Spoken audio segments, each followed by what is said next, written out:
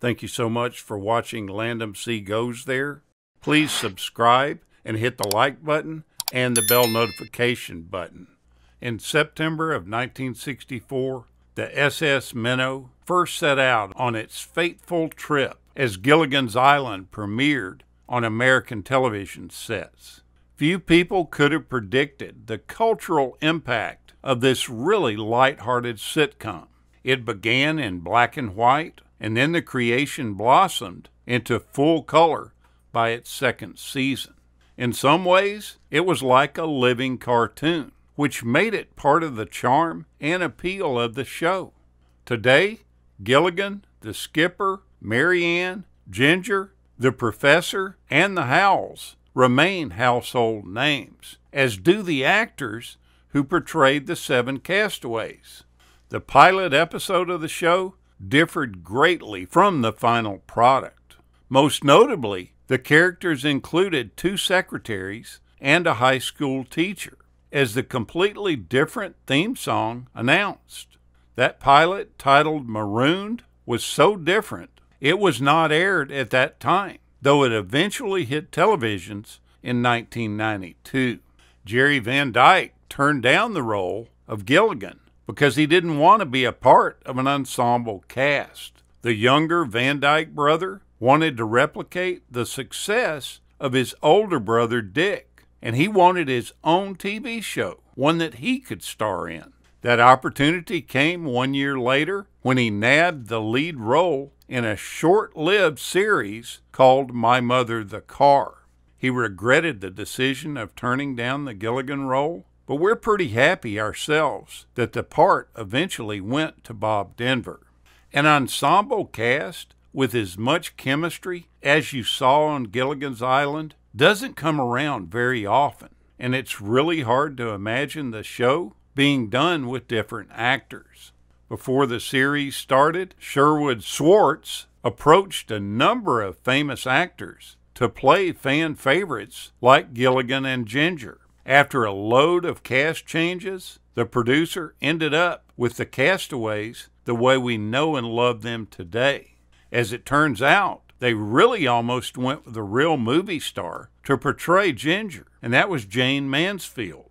They asked her to play the role, but she turned them down. She felt like it would typecast her even more as a blonde bombshell. Eventually, we were pleased that the role went to Tina Louise, who perfectly captured Ginger's cool, flirtatious personality. Carol O'Connor was almost involved. Can you imagine Archie Bunker as the Skipper? Well, it almost happened. Before his breakout role in All in the Family, he auditioned for the part that eventually went to Alan Hale Jr. The series creator didn't feel like he fit the part very well, so they moved on and chose Hale for the part. Raquel Welch was another person that was a good possibility of being on the show. We can't really imagine anybody but Dawn Wells playing the lovable Mary Ann, but Welch almost got the part. When the producers revamped the series after the pilot episode to include this wholesome character, Welch probably wasn't who they had in mind for it. She did go ahead and audition for it, but they decided to not offer her the role. The pilot for the show was filmed in November of 1963. On the final day of production in Hawaii, the cast and crew learned of John F. Kennedy's assassination. There's a small, subtle reminder of this historical incident that's seen at the beginning of the series. In the opening credits of the first season, as the Minnow pulls out of the harbor, the United States flag is seen flying at half-mast. The castaways are constantly tuning into the news with their portable radio. The announcer that you hear is the voice of Charles Maxwell. He's a veteran character actor who appeared in Bonanza, Gunsmoke, Lawman, Rawhide, and The Rifleman. Though he was never credited for this role, it was his longest recurring role in his career. Another difference that you'll see from the pilot to the series was that in the first theme song, The lyrics tell of a 6-hour ride, not a 3-hour tour. Somewhere along the way in the creative process, that itinerary was cut in half.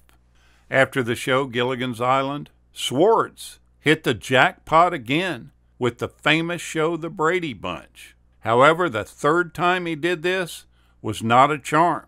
In 1974, the creator-producer attempted to recreate Gilligan's Island in a Wild West setting. That result was a show called Dusty's Trail, which also starred Bob Denver, alongside Forrest Tucker from F Troop fame. The wagon train also included a rich couple, a brainiac, a farm girl, and a bombshell. The show completely tanked after one season, though they were able to piece together 4 episodes to make a theatrical release called The Wackiest Wagon Train in the West. The ship's name, SS Minnow, was not named for the fish, but rather for Newton Minnow, head of the FCC in 1961. He was the guy who called television America's vast wasteland. The producer of Gilligan's Island hated this guy, so he named the soon-to-be shipwrecked ship after him. Now, at one point, Ginger and the group were so close to finally leaving the island, but a special guest had other plans. Tina Louise perfected the role of Ginger, yet the actress got to play a completely different character, that being Eva Grubb, in an episode called All About Eva. It's pretty amazing the difference between the way she looks as Eva and the way she looks as Ginger. It was so much different that the Actors Union required the show to give her special credit for that. And at first, the viewers never suspected that she was playing both characters. How did they make her look so different? They simply left off the makeup in certain areas, like the eyes, the mouth, and the hairdo was completely different. Plus, they also did most of the photographing from what she considered her bad side. She was tickled to death to do this role because she felt like it finally gave her something interesting to do on the show. Most audience members didn't like her at all, so with complaints from viewers, this character was never reshown. Only this one episode did we enjoy her. Take a look back at Gilligan's Island. It'll bring back a lot of fun memories. Thank you so much for watching, and we'll continue to chase the classics.